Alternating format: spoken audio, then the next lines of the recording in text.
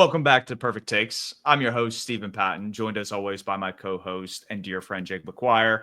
And we're trying out a shorter intro. It is a little bit more abrupt. I like bopping my head during the intro, but trying things. And in the spirit of trying new things, we're going to kind of take us back to a basic statistics course and just talk about normal distribution and how that relates to the NFL landscape. And year after year, if you look at win totals, typically it follows a normal distribution. You have your really, really good teams that typically are projected to win 10 or more games.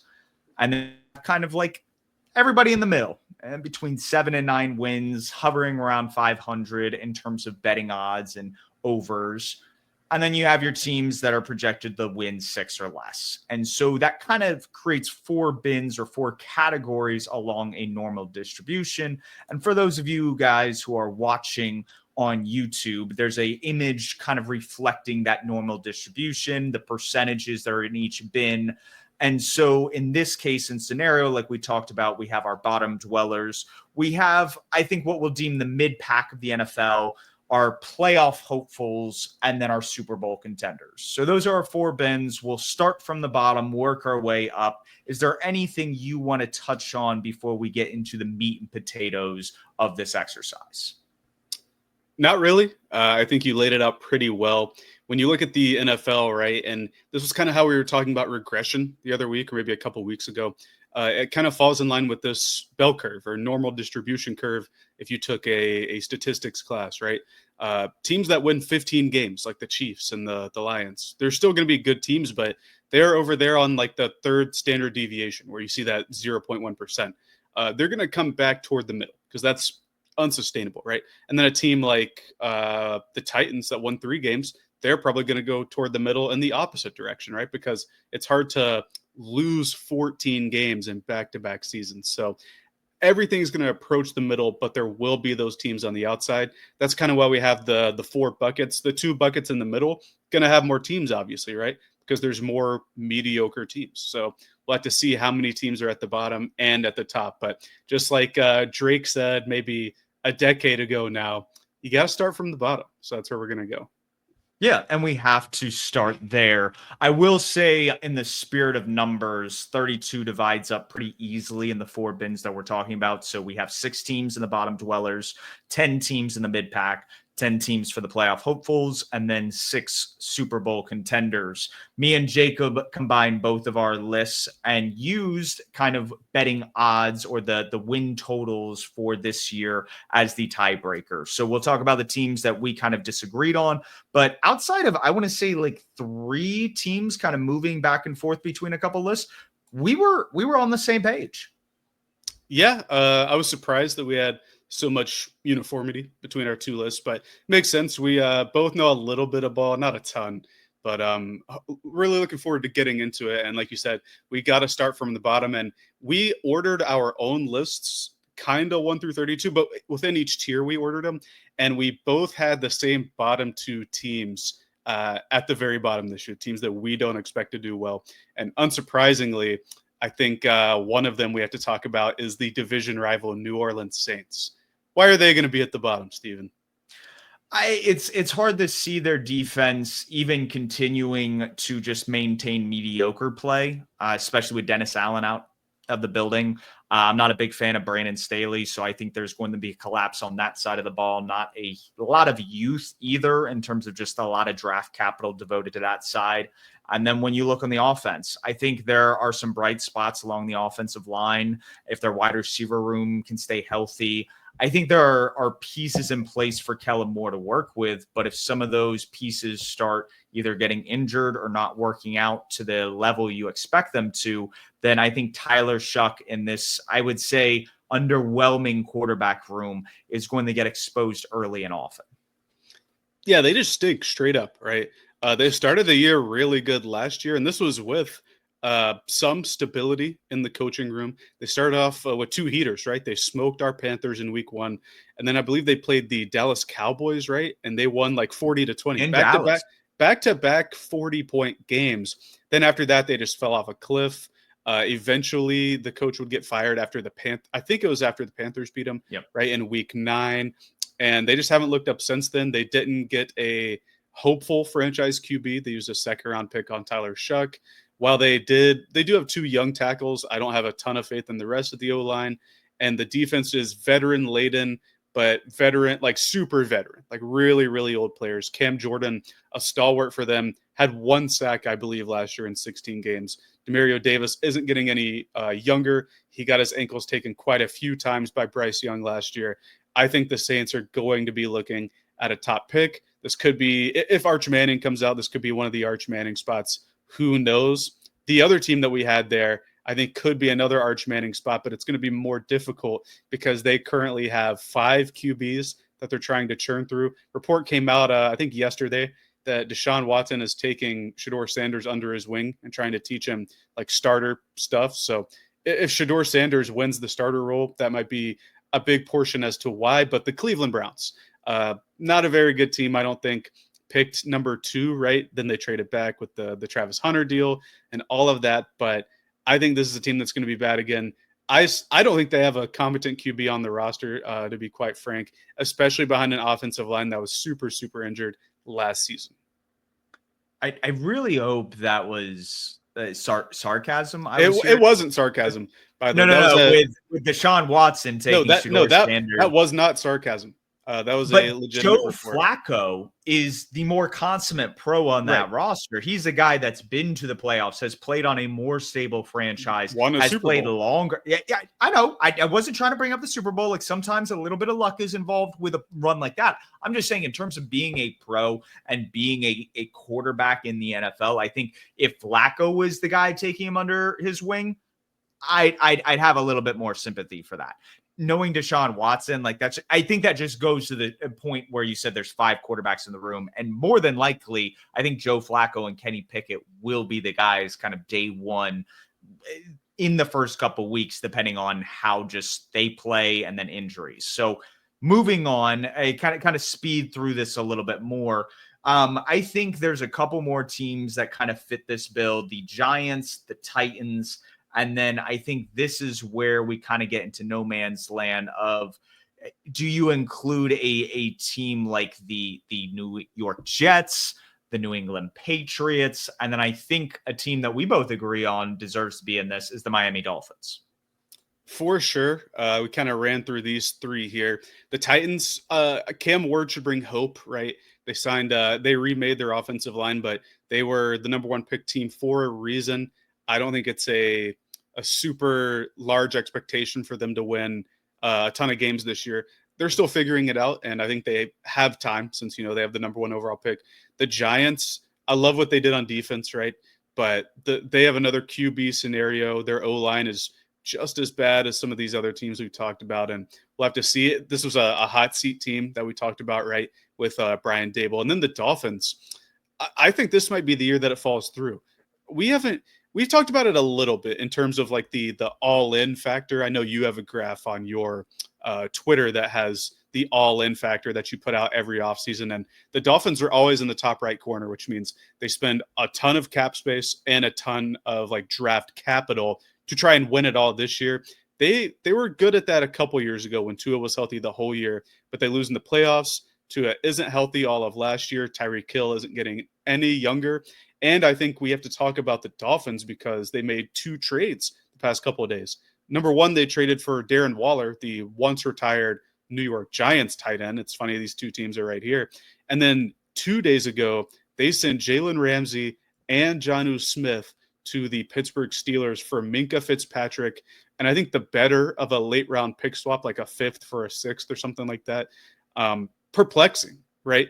I think Jalen Ramsey was still a viable player. I know he was getting paid a lot, but to trade a starter in Jonnu Smith, who they extended, I believe, at the end of the season, and Jalen Ramsey for Minkah Fitzpatrick, who they traded away, 5 or 6 years ago now. Little bit confusing there. I think they're trying to go all in, but unfortunately, both of us agree that this team might be one of the worst in the league this upcoming season.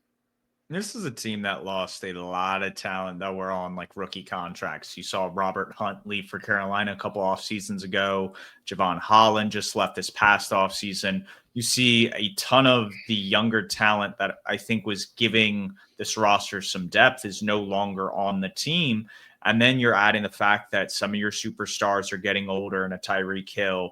Jalen Ramsey, you swap out for obviously Minka Fitzpatrick, but he's approaching 30. I don't think he's been necessarily the same player the past couple of seasons he was coming into the league. And so you just wonder if some of these bigger names are going to be able to carry their weight. And if you lose a couple guys to injury, if this is a team that's vying for the number one overall pick. I think we had words for the New Orleans Saints and the Cleveland Browns as to say, these teams don't give us a lot of hope, but I think the Dolphins are right behind them, that they're a couple pieces or a couple things not going their way to being a really, really bad football team.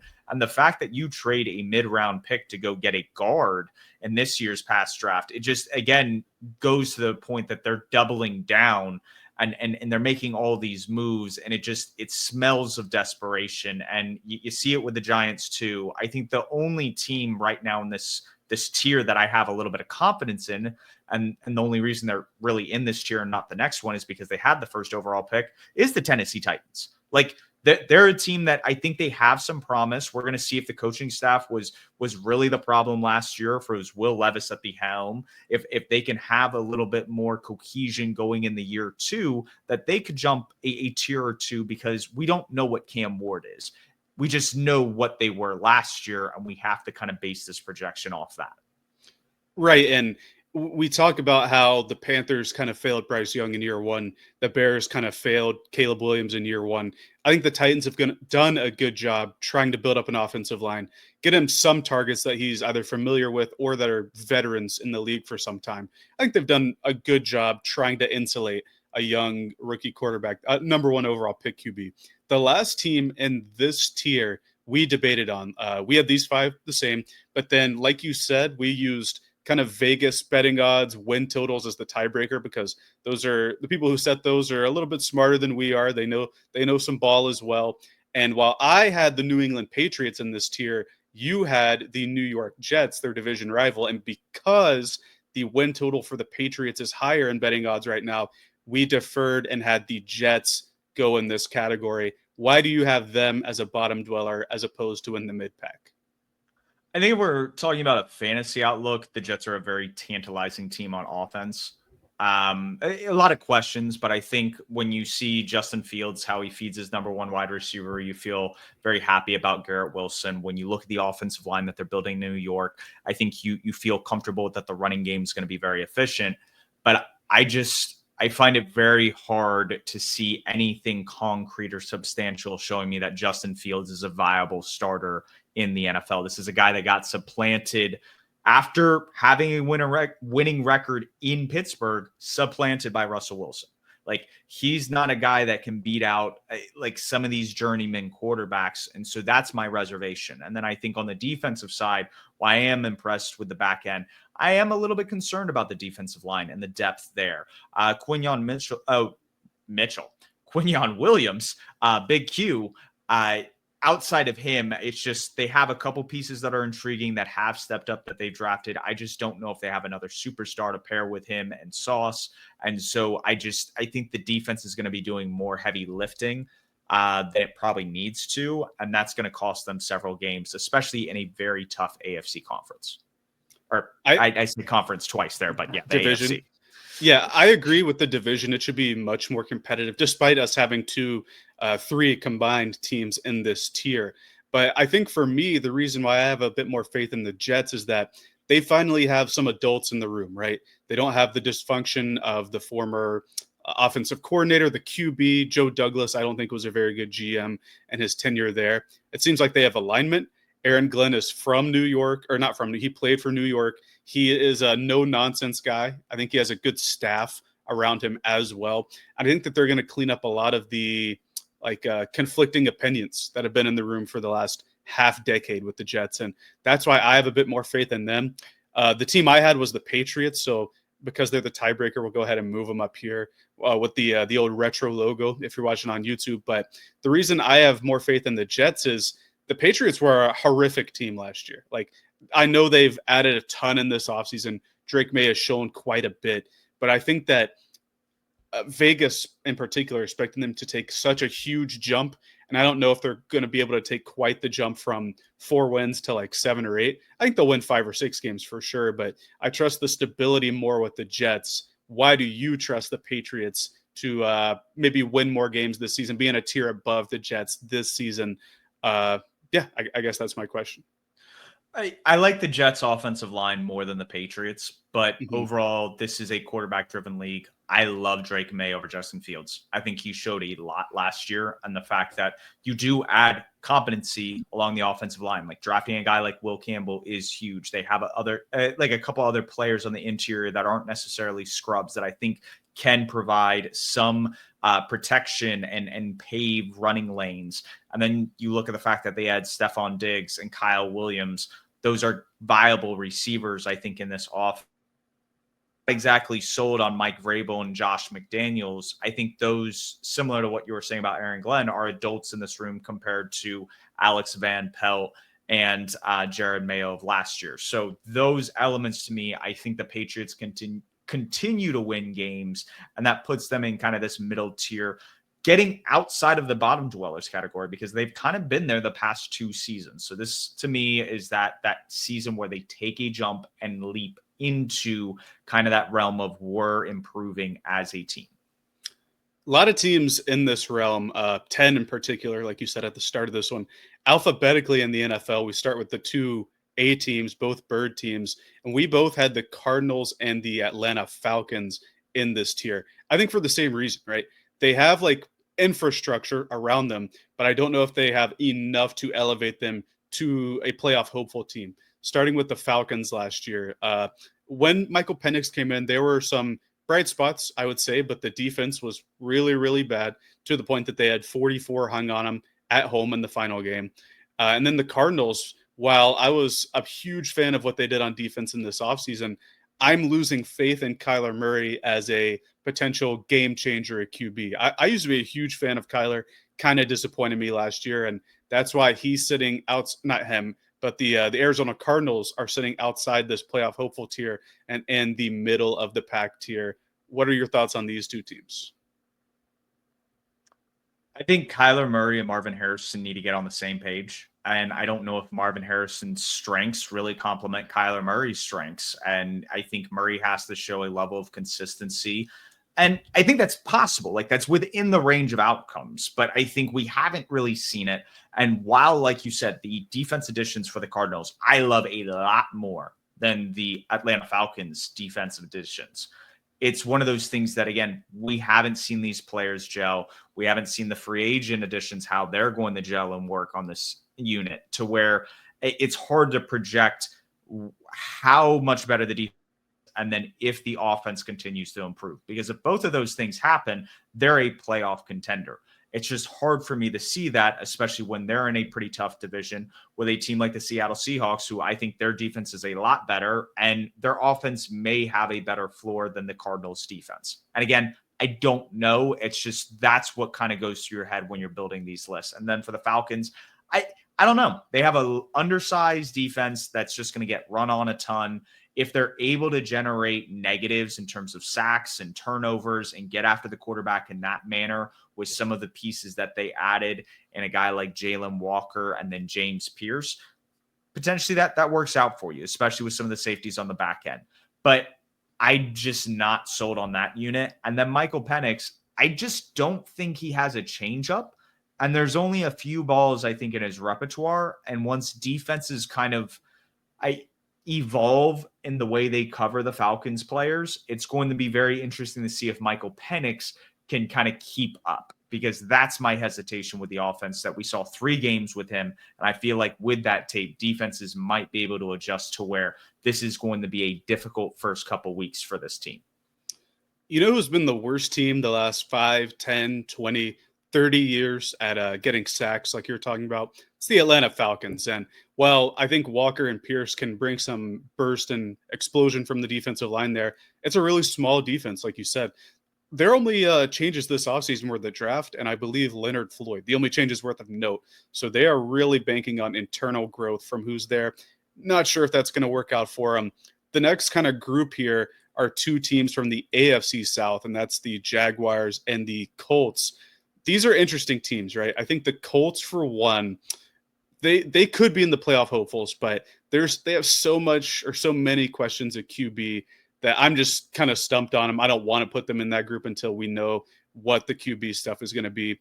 And the Jaguars, they were a top 5 pick team last year for a reason.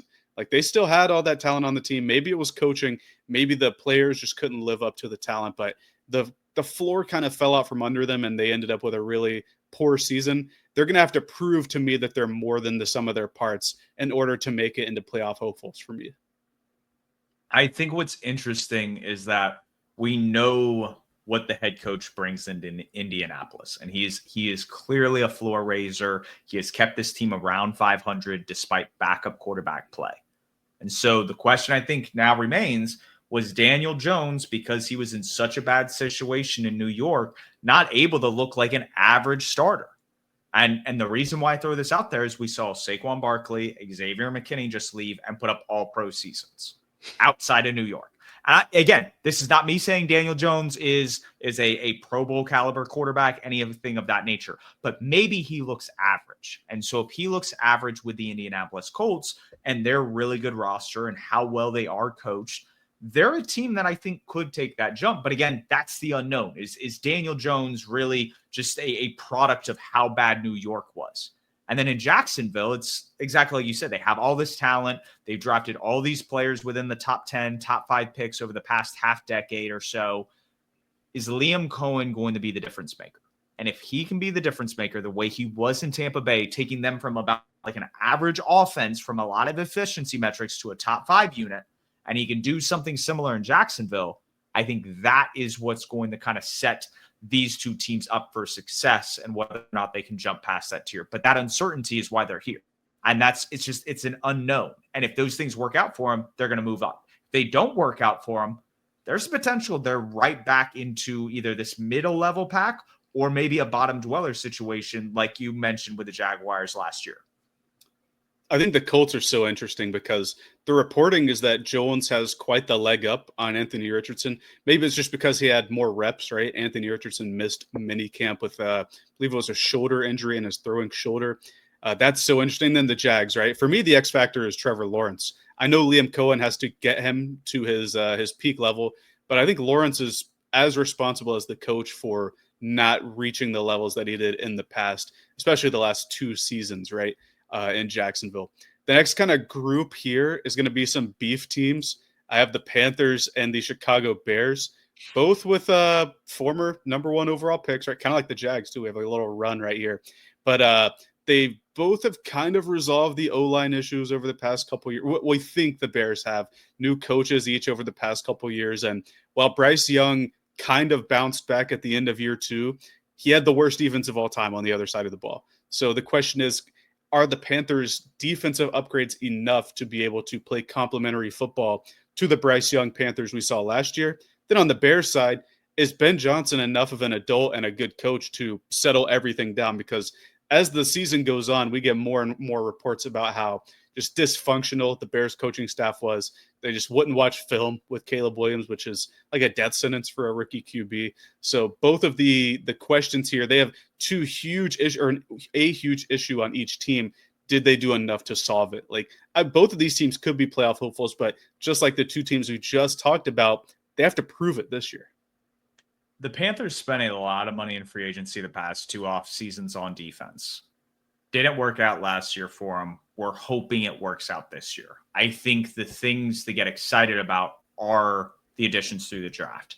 The thing that kind of makes me hesitate about the Panthers defense is you cut a guy like Jadeveon Clowney.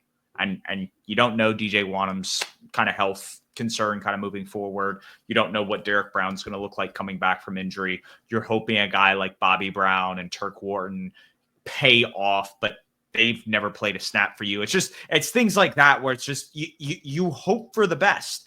All the upside, you see the vision of Dan Morgan. It all makes sense and it adds up on paper, but it kind of added up on paper last year, and we didn't think we were going to be the worst defense of all time in the NFL. So it's just, you kind of have to prepare yourself for some of these scenarios. I think for the Bears, it's just, is Caleb Williams the problem? Because if he's the problem, you're going to see a lot of results from last year. The offense just kind of hitting these stagnant points, not being able to move the ball. And it's not because guys aren't open. It's because Caleb Williams can't throw accurately. And maybe he couldn't throw accurately last year because he wasn't necessarily preparing in terms of knowing where he's going with the football and being decisive, things that Ben Johnson are going to fix. But I've also heard some things that Ben Johnson did a lot of cute things, and how much are you going to add, or are you going to be able to layer these concepts and keep it simple from the get-go? And the other thing to point out is Jared Goff played a lot of ball under center. Caleb Williams plays a lot more out of shotgun. It changes the pocket structure and just how you operate and throwing mechanics. So that will be interesting to see, do those blend and gel? So just a lot of uncertainty with this entire tier. I think we get a lot more certain when we move from the next year, but we still got a few more teams. Who are those and why are they here? Well, it's funny, just like the last two teams, these two teams have been involved over the past couple of seasons. Well, really just this offseason, right? You have the Las Vegas Raiders, who have had a complete overhaul from general manager to coach to QB. And a lot of those guys come from the Seattle Seahawks, who I think were really approaching the teams that just fell out of playoff hopefuls, because this is a normal distribution. 10 teams have to be in this tier. But with the Raiders, I think they improved a ton. I think, like the Jets, they finally have some competent NFL pros, adults in the building.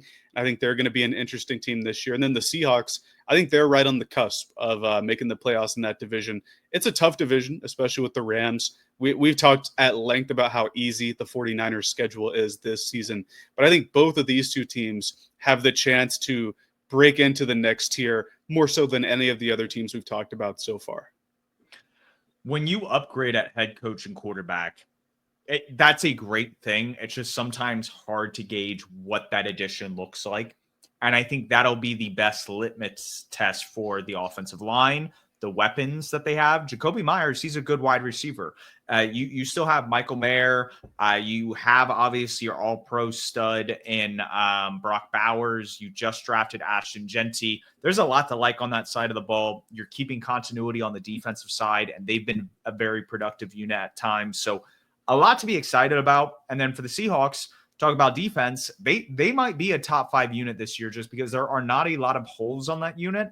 And that, I think, is a reflection of just the brand of football Mike McDonald wants to play. Like, we don't have a weak link. Like, you're going to have to just beat us with your best player one way or another. And if you can't do that, you're going to probably lose the game. So I love that from that unit.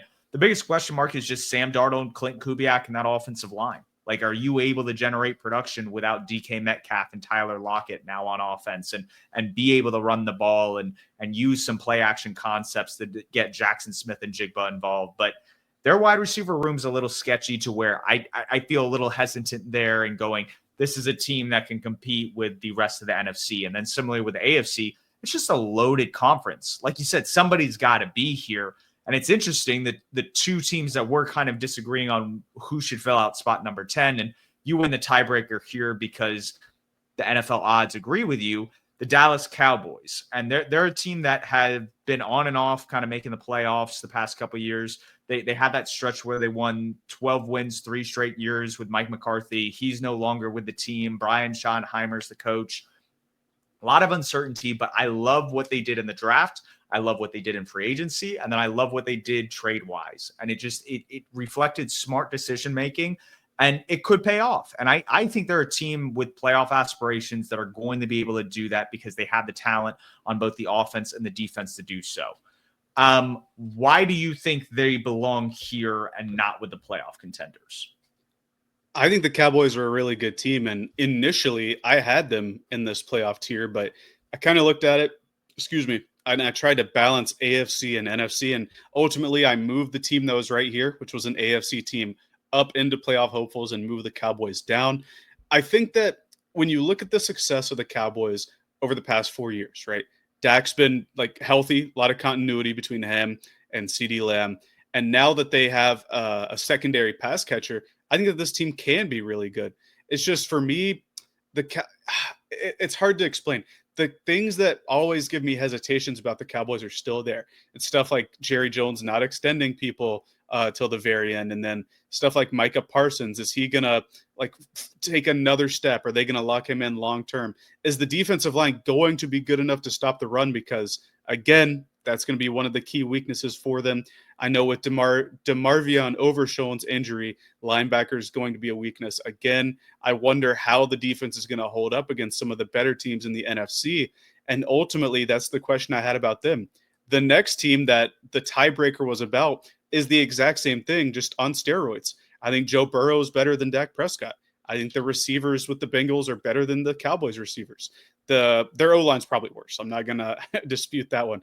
But their defense is much, much worse than the Cowboys, especially if they don't have Trey Hendrickson, who in all likelihood is going to do a holdout or not play this season, or their rookie first-round edge, Shamar Stewart, who we're in the dead period of the NFL calendar right now.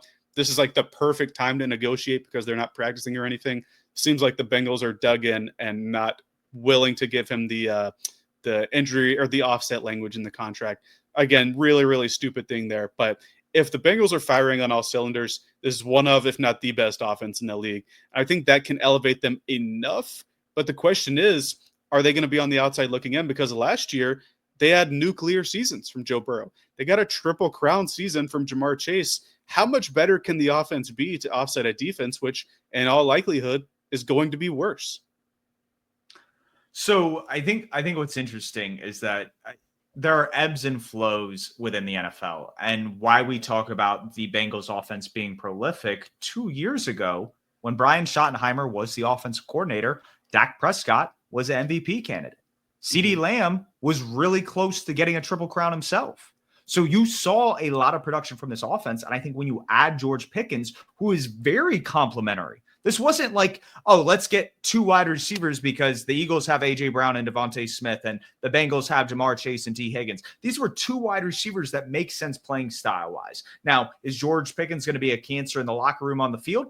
That's to be seen. But I think from a concept, that works out so much more. And then you look at the defense. Yeah, they can't stop the run, but they can get after the quarterback. They have Dante Fowler, who they just picked up. They just drafted Donovan Ezeuruko. And I get you lose DeMarcus Lawrence, but you pair those guys with Micah Parsons, and you have a couple guys on the interior that you feel a little bit comfortable, at least from a pass rushing standpoint. I feel comfortable about the Cowboys secondary.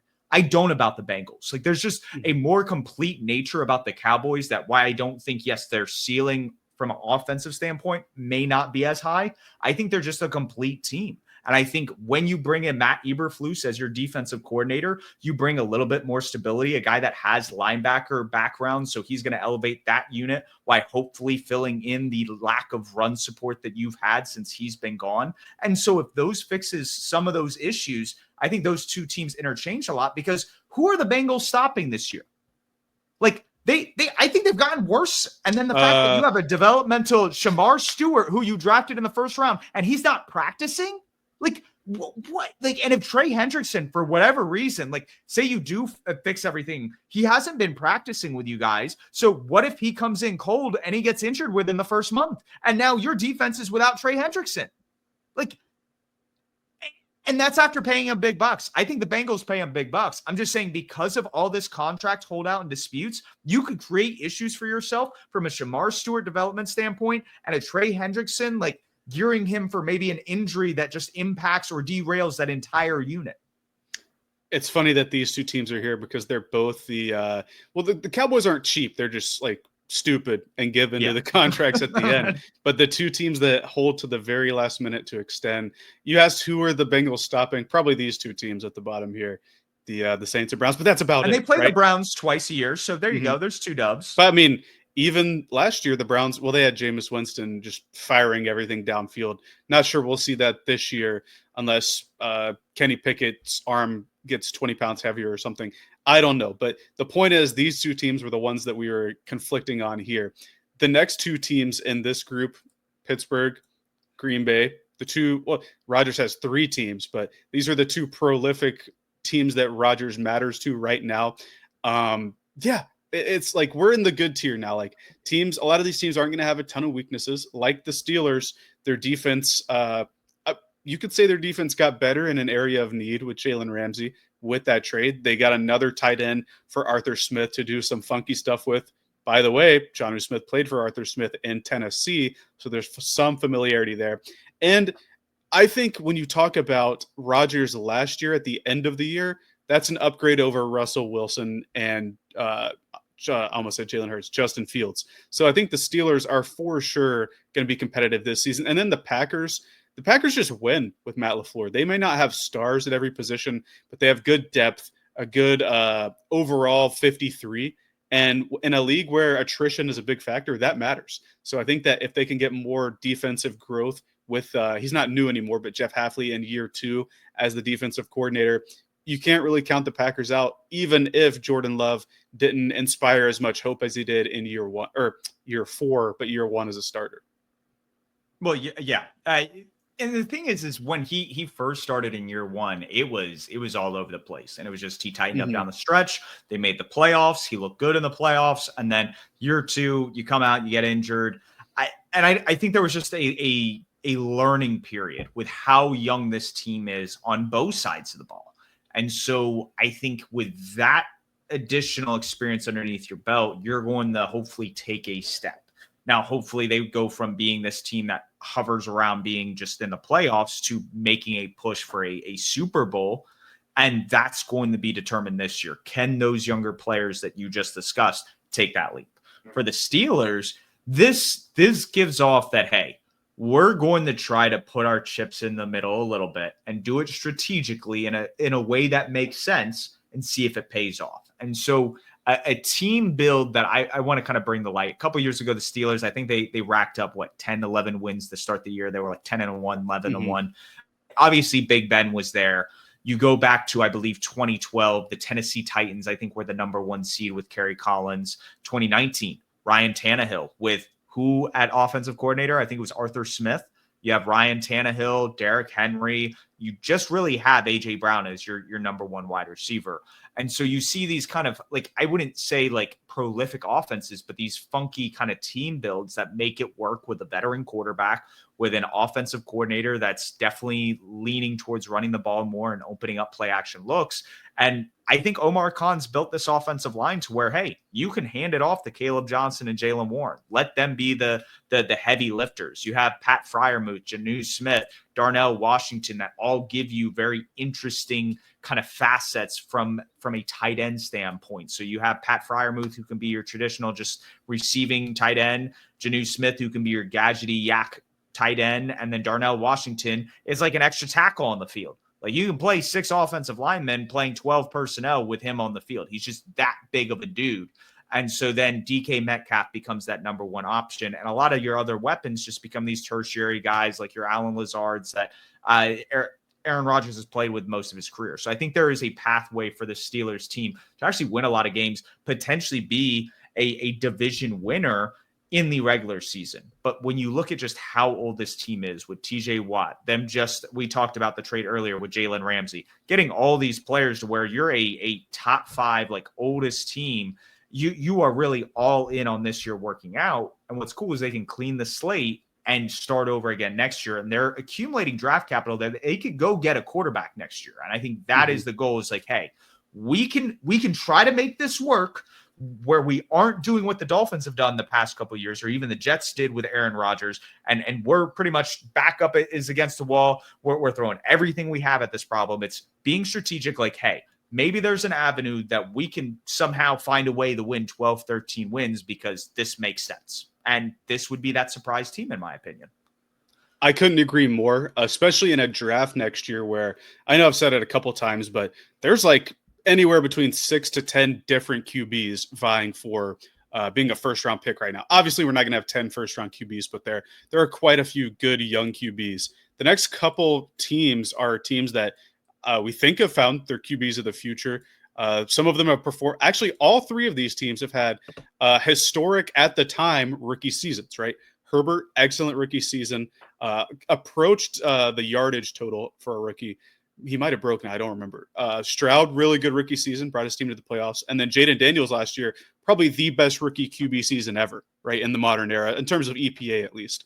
And so all three of these teams made the playoffs. Two of these teams played each other, and Washington and the Chargers put up some generational stinkers from the QB spots in that game. But these three teams, I think, are in this bucket because they know what they have at QB going forward. They just have to build the team around them. And I think all three of these teams have done a good job in different ways of building the offenses and defense in Houston's look there around the QB this year to keep them competitive while those QBs, well, the first two are on rookie contracts. Herbert isn't anymore, but he's still young enough to where they can make some stuff happen. What's interesting is they all have question marks along the offensive line. The Commanders and the Chargers did a lot to, I think, fix that in a positive direction. The Texans, not so much. And then that's where I would go, okay, I wasn't super excited about the Chargers and the Commanders wide receiver rooms last year. I don't know if that really changed this year. Where for the Texans, I really like what they did on that front. I think they added a lot of weapons, especially given the Tank Dell injuries. And then even Nico Collins missing time, like having some more depth and just guys that can be legitimate pass catchers for you, I think is a good thing. So we're going to see how this all gels. I think, like you said, this goes back to the point that these are proven young quarterbacks that have had stellar seasons, continue to put the teams on their back, and has led to playoff success. I mean, these were teams that were all in the playoffs last year, and I think that won't change. Like, these are really good rosters, and barring major injuries or just mishap, I think they're going to find themselves in the same position this year. I couldn't agree more. I was going to say all three of those teams are AFC, but they're not. But all three of these teams are in the NFC. All three of these teams made the playoffs. They all won their divisions as well last year. The Los Angeles Rams, the Buccaneers, and the Detroit Lions, all veteran QBs, right, that weren't with the team that drafted them. They found the journeyman or traded for them, and they all have been relatively successful over the past couple of years. You might wonder why the Lions are in this group, and we've talked about it a couple times now. I think the brain drain from losing a lot of these coaches is going to be real for this team. They have a ton of talent, and if the new group can pick up where Ben Johnson left off, they can be in that Super Bowl contending tier. But I think it's just going to take some time, so we'll have to see with them. The Rams, I think probably still the best roster in that division. It's just going to come down to how effective is Matthew Stafford still. I don't think they were ever going to trade him, but there were trade talks with Stafford this offseason. He kind of won himself a new contract, but we'll have to see it with that front. And then the Buccaneers, losing offensive coordinators in back-to-back years. Can they strike gold a third time, or is this going to be the year that stuff starts to slow down for them on offense? I think they retained their offensive line coach in Tampa Bay. And I think they also just extended Todd Bowles and follower of Stephen Patton on Twitter, general manager Jason Light. They extended him as well. Jason Light's a pretty cool dude. But yeah, no, he is built a contender. I know I was harsh on him, I think, when we did our general manager talk last year, but I think I can start eating crow now because Tristan Wirfs moving the left tackle, drafting Graham Barton, and then the development of some of the younger players that we had question marks, like, has proven us wrong. And I think when you have a young offensive line like that is trending to be a top 5 group with a lot of rookie contracts on it, like, pat yourself on the back. And then the fact that you have a Chris Godwin injury that ended his season last year.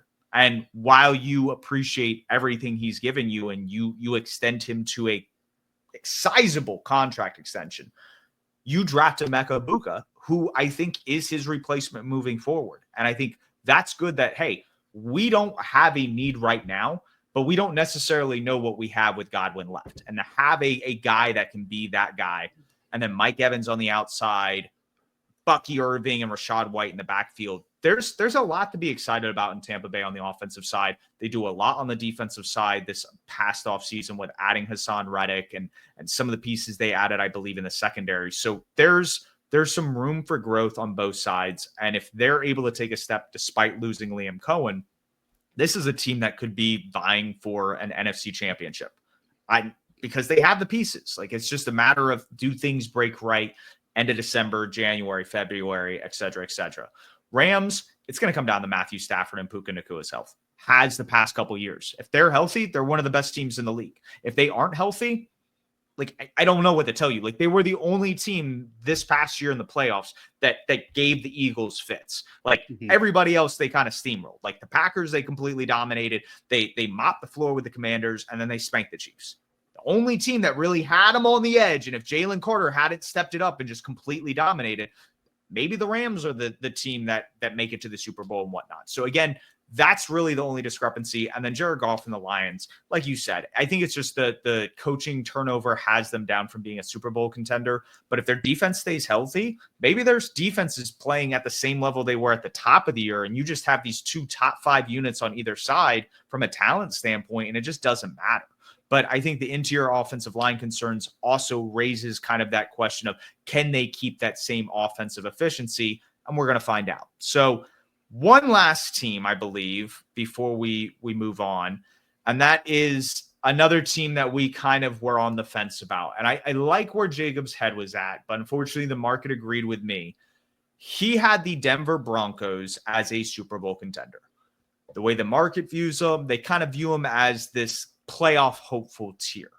The next team up we'll talk about in a moment, but with the Denver Broncos, I think there's a lot to love. You cannot find a lot of holes on this roster, but for me, this is kind of like the Green Bay Packers of last year, who, by the way, I had Jordan Love, I think, winning the MVP, Matt LaFleur winning Coach of the Year, like them doing some crazy stuff because I liked what they were kind of doing, similar to what I think Bo Nix and Sean Payton were. And I thought they would continue to take a step on both sides. And they were a playoff team, but I don't think they were near the contender I thought they were. Is that kind of where you're feeling with Denver? Or do you really think that this faith in just their roster being so complete and their coaching staff being really, really good that they can take that step as a franchise? It's going to come down to Bo Nix and whether he can elevate in year 2 as a starter. I'm getting flashbacks of like the prime Saints years. Like Sean Payton has his guys now at running back and tight end. They bring in Evan Ingram. They trade down multiple times and target RJ Harvey in the draft. I believe they also signed J.K. Dobbins as some reinforcements backup, what have you. Their offensive line is good, and all of them are under contract. They have some young receivers that have popped off. Devon Vele, who was a 7th-round pick 2 years ago, now a starter, so they have some good depth in the receiving room. And then the defense, to me, is just the best in the league. No weak links anywhere. You kind of talked about it with the Seahawks. That's how I view the Broncos defense. They have the defensive player of the year from last year, Pat Surtain. They just added Jahdae Barron in the first round. They bring in the 2 guys from the San Francisco 49ers in Talanoa Hufanga and Dre Greenlaw. Their defensive line is stout and multiple across the line. I don't know. After having to go up against Sean Payton for so many years and him just crushing us down the stretch, this is the vibes that I'm getting with the Broncos this year. Like I've talked about it already, how I think that they're going to be the surprise team this year. I would stake my claim that they have the best or second best roster overall outside of the QB position in football. And to me, that's going to be able to elevate them. Obviously, you have the bad taste in your mouth from I believe it was the Bills playoff game, right? Where it started 7-7, and then it was like 49-7 or something like that. The Bills just poured it on them. I think with the defensive reinforcements and if Bo Nix can take a step as a system operator, maybe a little bit more than that, then the Broncos can be really, really dangerous this year. But unfortunately, the market doesn't agree with me, and you had another team in this spot, or in the Super Bowl contender spot in the next tier, and that is the San Francisco 49ers. We've talked about just how easy their schedule is this year. It wouldn't surprise us if they won 12 or 13 games. But I think the key factor with the Niners is they have Kyle Shanahan. He's been here before, right? So you can't put it past him to get there again. And when you look at it, it's like every other year, Sten, it's like he'll take a year off from being really good, and then he'll come back and he'll dominate again. And so I think we'll see some of those wrinkles added, and they're going to look in more 11 personnel sets. So I think to find those answers, especially when you look at how the offense is constructed. And then you bring back Robert Saleh on defense, who I think is a huge upgrade on the play caller standpoint. And they revamped that entire defensive line group from a run standpoint. And you have Nick Bosa, who could potentially be a defensive player of the year candidate. I've bought a couple tickets myself because I think the odds are sweet. This is a team that could win 12 games, be in the driver's seat of the NFC, and he could be kind of the forefront of that while you have the rest of the defensive line just suffocating running lanes and run gaps. And so you pair that with the fact that I think there's a lot working for them with an easier schedule and them figuring this out as the season goes along. And they don't have to get it right out of the gate. They just have to be good enough. And to me, they have that ability to kind of chug along into the season and continually get better. And they are a younger team now. Outside of, I think, a Trent Williams injury, this is a team that should win 10 plus games. That O-line does scare me outside of Williams and Dominic Puny, who had a good rookie season last year. That's like my main hesitation there. The next team we'll talk about, the Minnesota Vikings, their O-line also kind of scares me, but they brought in key starters that have started over the past couple of years. They used their first-round pick on an interior offensive lineman. And we talked about the Broncos roster. This Vikings roster is really, really good, has really, really good coaches. And if J.J. McCarthy can play up to the level or maybe even better than Darnold was last year, they won 14 games last year. I don't think it's a stretch to call them the runner-up contender in the NFC as far as Super Bowl aspirations go. I think the talent's there. And when you look at how well the play callers have been able to mitigate simple things that a lot of other teams are able to lean on, like a solid run game or the ability for the defense to stop the run. They haven't had that. So they've had the kind of disguise certain looks, use things to get creative, think outside the box, and it's worked for them. But like you said, they invest in the interior of their offensive line. They also invest in the interior of their defensive line with Javon Hargrave and Jonathan Allen. So you get production from those groups getting better. A lot of people want to point out that Joe Burrow has one of the worst interior offensive line groups. Well, guess what? Like in terms of pressure rate, the Chargers last year and the Vikings were right there. And Sam Darnold was under center a lot. They were trying to use different things to get him outside of the pocket because they just knew how porous those guards and the center were. And so them replacing those guys, getting better at those positions, I think will help. And so the biggest question mark for the Vikings is J.J. McCarthy. Is he that dude? And so there's a lot of hype around him. I'm not exactly sure, but I think this is a group that is insulated enough to where they should win 10 plus games. Now, I think these next four teams have separated themselves enough. I want to personally say the team that should go here, and it's because we are not acknowledging that they did lose a lot in free agency, and we are not necessarily talking about the losses from the Super Bowl win.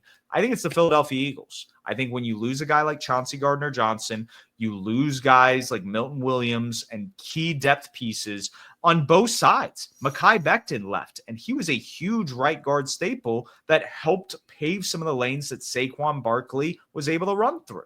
And so when you take off some of those pieces, I think they're going to take a step back. You just saw the usage on Saquon. A.J. Brown has an injury history. If those stars miss time, this offense does not look great. They look average at best. And so I think that's key to remember here, that they are not as great as they seem if they lose a piece or two. Could you do me a favor and look up their odds and the Chiefs win totals? Because this might be another tiebreaker. For me, the Chiefs are going to go here.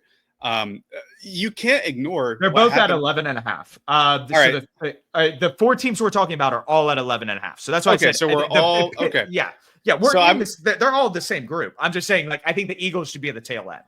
All right. I think it's going to be the Chiefs. I'm going to use the last game that was played as the tiebreaker there. Fair enough. But our point is that these two teams are really, really good and should be in the top four. I think we agree that 1 and 2 should be the other two teams. I hear your concerns with the Eagles, but they have depth. They have guys that stepped up in the playoffs that might be starters now. Moro Ojomo had a decent playoff run. Jalix Hunt had a decent playoff run. Nolan Smith had an excellent playoff run. He's half a sack away from being the Eagles' all-time postseason sacks leader. And they have a ton of youth. They always draft well, and I'm never going to count out their team-building idea. Then you flip it to the Chiefs. While I think they did a good thing addressing key areas of need, like left tackle. I think they added to their receiving core, which I had doubts about. They added to their defensive front early in the draft.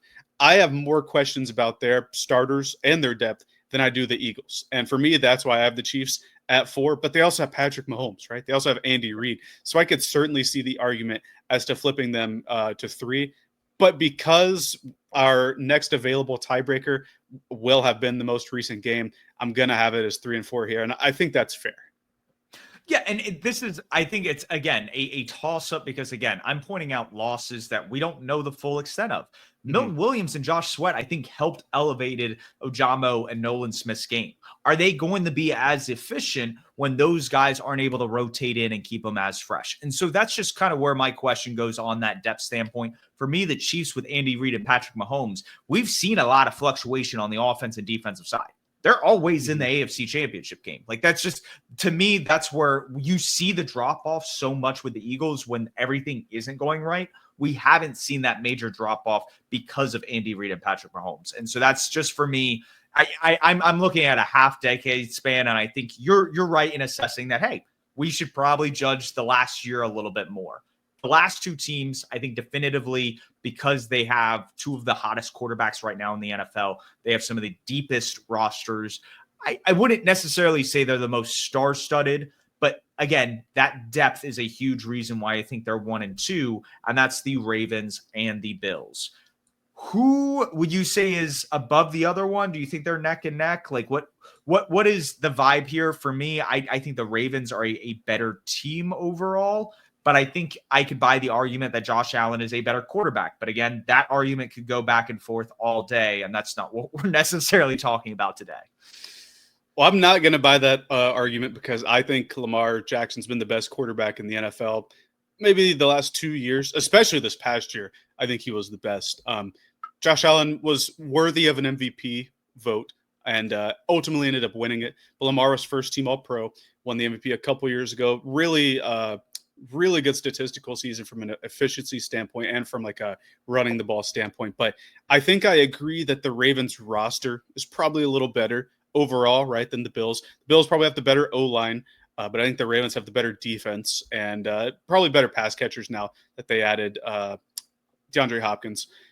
I think it's going to come down to coaching at the end of the day with these two teams because the quarterbacks are so great that they kind of offset each other, in my opinion. I know that Lamar Jackson didn't have the best playoff game in Buffalo, but he rallied and brought him back to a point to where they could have tied it. We don't know if it would have gone to overtime because the Bills had some sufficient time left on the clock, but I think coaching is a key factor with these two. And I really like the defensive coaching more on the Ravens. And I think I'm going to go even with Todd Monken and Joe Brady. So I think I'm going to get a slight edge with the Ravens there. And for me, that's why they're number one. What about you? It's hard for me to necessarily say that the Ravens are better than a team that they lost to in the postseason, like you are pointing out with the Eagles and Chiefs. But when you go from a roster standpoint, I would take the Ravens defense over the Bills, especially with what they've done in the secondary this past offseason. They can probably lock up most teams, whether it's playing man or zone coverage, and their defensive line aren't just a bunch of bums. So with those elements, Zach Orr going in the year 2, I feel very confident about that unit improving and continuing to be a group that impacts the game like they were down the stretch. And then offensively, they just keep getting better. And like, I don't think anybody's going to hire Todd Monken. I think everybody thinks he might be a little bit older, maybe not cut out for that head coaching role. So if you continue to see those guys grow and improve, it's hard to say that they don't take a step. And so I think the only thing that you can really knock is that Derrick Henry wasn't that far off from the 400 touch count that everybody's talking about with Saquon. What if he drops off? Do you have the same offense that you just saw last year? I think they're definitely an efficient group, but I definitely think it brings up a valid point that if Henry misses time, that this offense may not be as explosive. And for me, you could say a lot of the top 5 position skill players on the Bills outside of Josh Allen. And if they miss time, I don't know if that unit's necessarily skipping a beat. And I think that's just a testament to Joe Brady, what they're able to deploy with some of their personnel advantages and lever pulls. And so that's where I feel more confident about, I would say, the floor of the Bills. But I think from a ceiling standpoint, the Ravens definitely have the ability to be a dominant team like they have the past couple of years from a DVOA, EPA standpoint, and be the best team in the NFL. Yeah, I certainly agree with that. I also trust the O-line more at the Bills as well. I think when you have a good O-line that provides a good floor. Overall, within these tiers, is there any order you'd want to change around? Like, do you think the Bengals should be ahead of the Lions or something? I think we're set on the top and bottom 6 being in order. Do you have any gripe with the order or like the clusters that we picked with the teams here, or are you good with how it stacks up? I'm sure a couple teams you'd move a spot or two. The issue with the Bengals is like they were 9-8 last year, and they Right. lost games that they probably should have won. And again, that goes back to a bad defense, which they didn't fix. So it's like, did they really improve in the areas? And then, like you said, the superstars they have on offense, they have to have another prolific season to kind of even keep up with that. So that's hard for me. I would say maybe the Commanders to move up maybe ahead of the Chargers. But it's hard for me to put them above more complete teams or better coach teams like the Bucks and the Rams and the Lions and the Broncos. What about you? Is there one that sticks out that's egregious? I know the Panthers should really be a Super Bowl contender, but I mean, you've seen the trends. The Ohio State national championship. Was it Jennifer Lopez filing for divorce? Like us playing the Jaguars. You know what's going to happen. So within my right mind, I can't leave them off Super Bowl contenders. But because it's a normal distribution, we had to. I kind of like our tiers within, like, let's say the Falcons to Raiders range here. So Falcons, Cardinals, Colts, Jaguars, Bears, Panthers, Raiders. Those are like all the same for me. So I could really see any of these teams moving up. Maybe I'll move the Falcons up because they won more games toward the end of the year than a team like the Jaguars or the Panthers or something like that. But I really think they're going to take a step back. I think their defense is going to look closer to something like the Panthers defense last year. And that's something that concerns me with them. And then the Cardinals are just such an enigma to me. Like, is Kyler going to get on the same page as Marvin Harrison Jr.? I don't know, because we've seen what Marvin Harrison Jr. did at the college level, superstar. We've seen what Kyler was able to do, like his last full healthy season. You got to remember he was taking time off, or not time off, but he had seasons off, games off because of injuries. And then before that, they were like 7-1 to start the year when they were fully healthy. Obviously, they weren't that last year, but hopefully they can mesh and come together. But overall, I kind of like how we have them ordered within the tiers outside of those few discrepancies that we're talking about. absolutely. And I think they get in the perfect takes and really highlight one of those discrepancies. The NFC East, similar to the NFC South of old, outside of like more recent years and recent trends, there used to not be consecutive division winners. That just was not a thing. And the NFC East is one of those divisions. So I know everybody's super hype on the Eagles just winning the Super Bowl, but we've seen them kind of go up and down and it really be a flux of who's available at different stretches of the season. I think a team that has all the talent, has won the division in the past, I think has gotten better than they were last year in a lot of different areas. I think the Dallas Cowboys are your NFC East winners, and they're probably your biggest jump here. I don't think they're a Super Bowl contender. I think they're a team that is a playoff hopeful that wins the division, and we see the Eagles either be a wild card team or just completely miss the playoffs. I like that one a lot.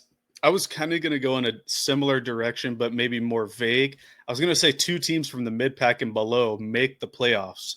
But because you said, because you said that, I want to change it a little bit. I'm going to say that one of these, no, that's too easy. I was going to say one of the Packers, Steelers, and Bengals will miss it.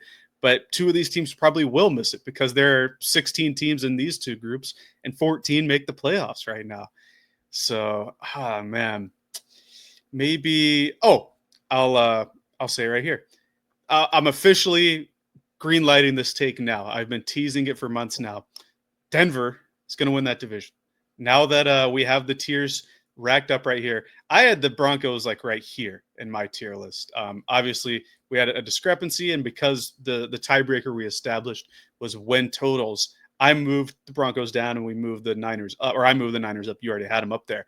But I think this is the year that the Chiefs finally don't win their division. I think they're going to make the playoffs. They're too big to fail in that regard unless Mahomes gets injured. But I think this is finally when I'll say the Broncos are going to win that division and the Chiefs will finally not win the AFC West for the first time in, I want to say, 8 years now, 9 years, because they made the playoffs with Alex Smith the year before.